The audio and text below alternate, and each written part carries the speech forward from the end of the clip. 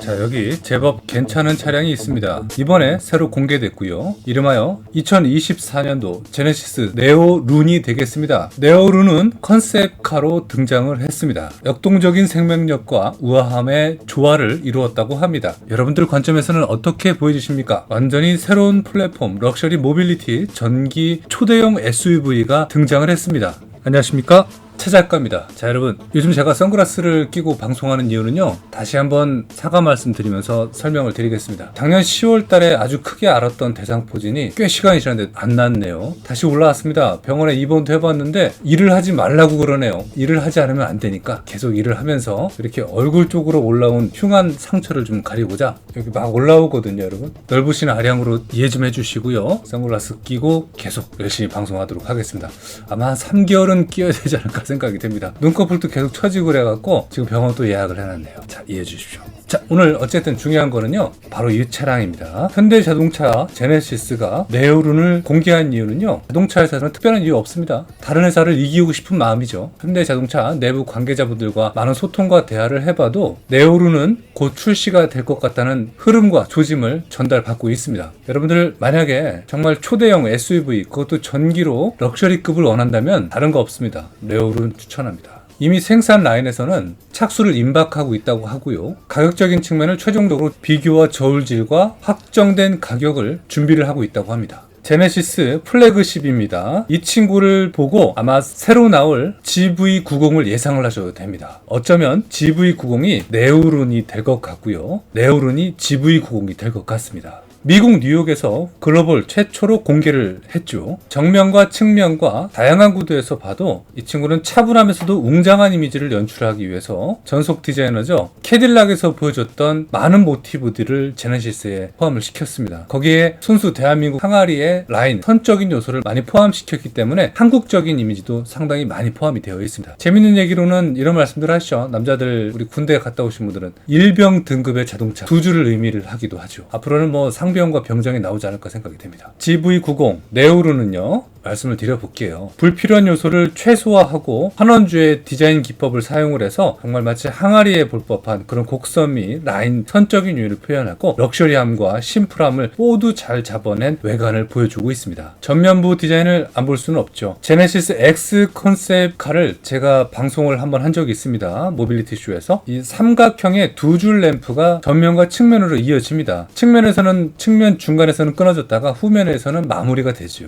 하단에는 격자 무늬 그릴이 적용이 되어 있습니다. 이번에 새롭게 페이스리프트 했잖아요, 제네시스가. 이렇게 적용이 돼서 격자 무늬 그릴을 계속 중속시켜서 2024년도 시작 스타트로 출발해서 계속 이어나갈 것으로 보여집니다. GV90 이후에 공개되는 전기차 제네시스는 바로 지금 같은 모습의 페이스를 갖출 것으로 예상이 됩니다. 디자인이 많이 매끄럽습니다. 네오룬 컨셉트는 전반적으로 캐릭터 라인이 상당히 둥글둥글하게끔 디자인이 되어 있습니다. 순간적으로 이 구도, 얼짱 각도에서 보게 되면 GLS를 연상시키게 되고요. 더불어서 벤츠의 EQ 시리즈들과 EQE, EQS 시리즈들에서 볼 법한 곡선미를 갖고 있습니다. 하지만 독창적으로 표현하기 위해서 전체적인 세그먼트의 구성 요소가 한국의 항아리의 디자인적 의미를 포함하고 있죠. 상당히 둥글둥글합니다. 우리나라의 전통 발 항아리에서 영감을 받고선 매끈하면서도 깔끔하게 디자인했고, 그래서 전체적인 라인이 상당히 매끄럽게 볼 수밖에 없습니다. 휠도 다른 대안보다는 이렇게 꽉 찬 크롬 휠이 가장 잘 어울릴 것 같은 생각이 듭니다. 조심스러운 게 있습니다. 걱정스럽고 우려스러운 게 있습니다. 바로 B필러 리스. B필러가 사라졌습니다. A필러, B필러 말이죠. 정확한 명칭으로는 B필러 리스 코치 도어라고 합니다. 활짝 전개가 양문 개방이 됩니다. 냉장고, 양문형 냉장고처럼 말이죠. 이 네오룬은요, 차량 도어가 서로 마주 보면서 오픈되는 코치 도어 방식이 적용이 되었습니다. B필러가 없다는 특징을 가지고 있고 승하차시 상당한 개방감을 줘서 자동차 이상의 만족감을 줄 수도 있습니다. 이 코치 도어는 양상형 모델에서 가능하지만 사실 B필러가 없는 건 여러모로 위험한 요소가 많이 있기도 합니다. 그러면 안 되겠지만 전복이 됐을 때 천장, 루프가 눌리는 위험성이 있게 되는 거죠. 건축물로 따지면 기둥이 사라지는 범위가 되니까 얼마나 위험하겠습니까? 하지만 보완이 되겠죠. 그리고 실제 출고될 때는 양산형이 될 때는 존재하겠죠.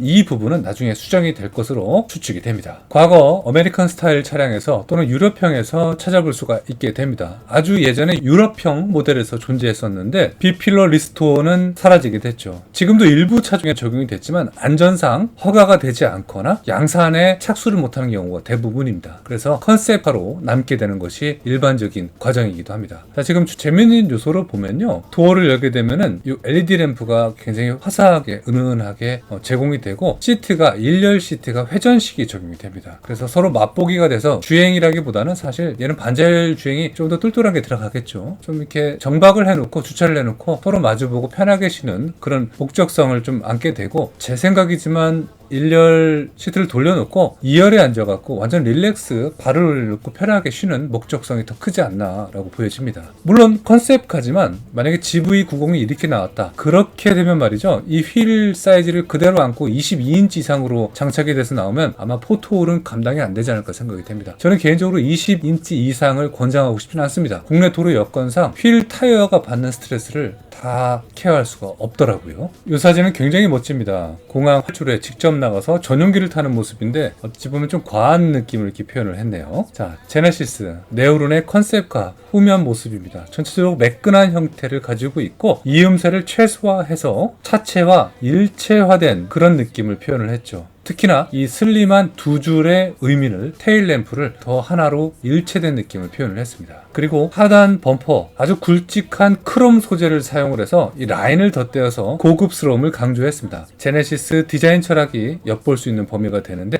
바로 이 부분을 의미를 하는 것입니다. 매우 강한 느낌을 소비자한테 그리고 차주분한테 전달해주는 역할을 하게 됩니다. 실내 디자인입니다. 이렇게 와인바도 있고요, 냉장고로 추측이 되고, 여기 다양한 컨트롤 설정해서 만질 수 있는 그런 패널도 존재하지 않을까 생각이 됩니다. 그리고 모든 범위는 인조가죽으로 등장을 하게 될 것입니다. 나파랑 소가죽 재질들은 이제 앞으로 미래를 생각했을 때는 좀 퇴출되는 분위기이기도 합니다. 그래서 인조가죽이지만 더 좋은 느낌의, 더 오래 쓰는 그런 합성 재질로 등장을 해서 이 친구도 적용되지 않을까 생각이 되고, 여기서 컨셉을 얘기한 빈티지 가죽의 조화를 이뤘다, 그 의미들이 아마 포함이 되지 않을까 생각이 됩니다. 그리고 바닥재 범위도 상당히 요트 느낌 나는 재질로 사용을 했다고 합니다. 완전 리무진 시트 볼 수 있는 범위가 되겠고, 스위블링 시트입니다. 180도 회전이 가능하고, 스위블링 시트는 편안한 이동, 경험을 제공할 뿐만 아니라 원하는 방향으로 자유롭게 조정해서 여가 공간을 활용할 수 있다고도 합니다. 이제 자동차 이상의 마치 집보다 편한 그런 공간으로 거듭이 날 예상이 됩니다. 1열 운전석 공간입니다. 그리고 조수석 공간이고요. 사운드를 놓지는 않은 것 같습니다. 포기하지 않았습니다. 근데 여기서 정말 독특한 거는 이 컬럼식 기어 방식이 매우 인상 깊습니다. 수직으로 세워져 있어요. 계기판이 있어야 할 자리에 수직으로 세워져 있어서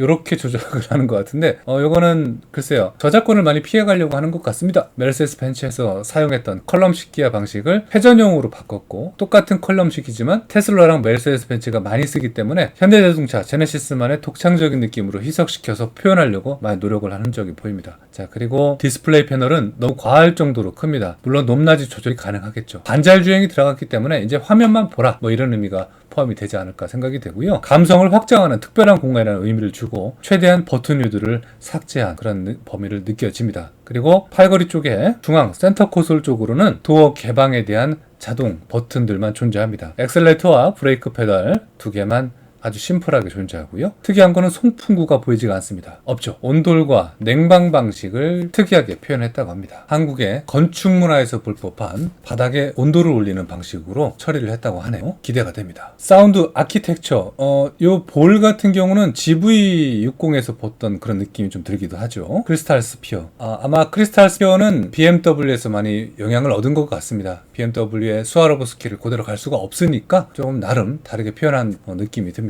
그리고 방금 얘기했던 방식이 이 복사형 난방 시스템입니다. 한국의 난방 방식인 온돌에서 영감을 얻어서 온열 시스템, 그리고 한국의 전통 문화를 재해석해서 고급 라운지에서 머무는 듯한 선사를 한다고 합니다. 저전력의 복사 난방 필름 차량의 내부에 세밀하게 부착해서 난방 효율을 높였다고 합니다. 가능할 것 같습니다. 캠핑카에도 많이 적용을 한 사례가 되니까 말이죠. 그리고 대화면 플렉스 디스플레이 굉장히 큽니다. 13인치라고 하는데 조정돼서 얘가 최대 24.6인치까지 대화면을 즐길 수 있다고 합니다. 보통 제네시스 같은 경우는 이제 13인치로 내려와 있잖아요. 근데 얘가 더 팝업이 돼서 24.6인치로 된다고 하니까 와, 이거 뭐 굉장합니다. 자, 그리고 후속 디스플레이 같은 경우는 BMW 7 시리즈에서 많은 영향을 얻은 것 같습니다. 커브드가 적용이 된 것 같고요. 마치 극장에 온 듯한 느낌, 프라이빗한 극장의 컨텐츠를 감상하는 듯한 고급스러운 분위기를 선사한다고 하네요. 바로 이겁니다. 회전식 컬럼 타입입니다. 조작이 굉장히 독특할 것 같아요. 시동을 켜면 2시 방향으로 움직이는 직관적인 인터페이스.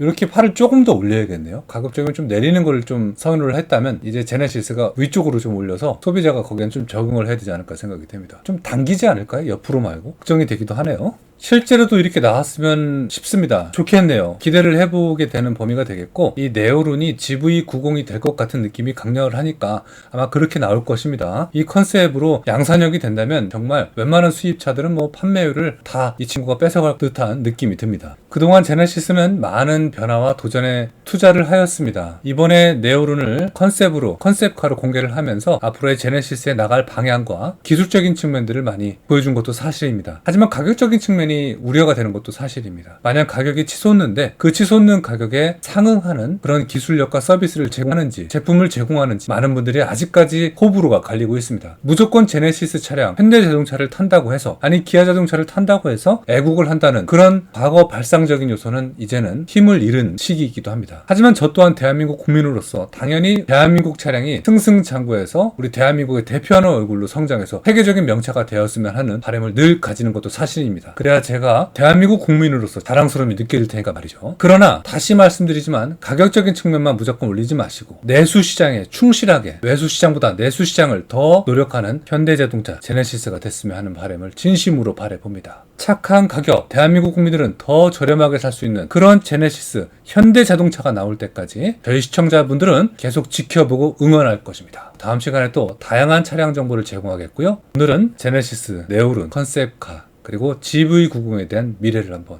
예측해봤습니다. 계속해서 다음 시간에 또 정보 제공하도록 하겠습니다. 감사합니다.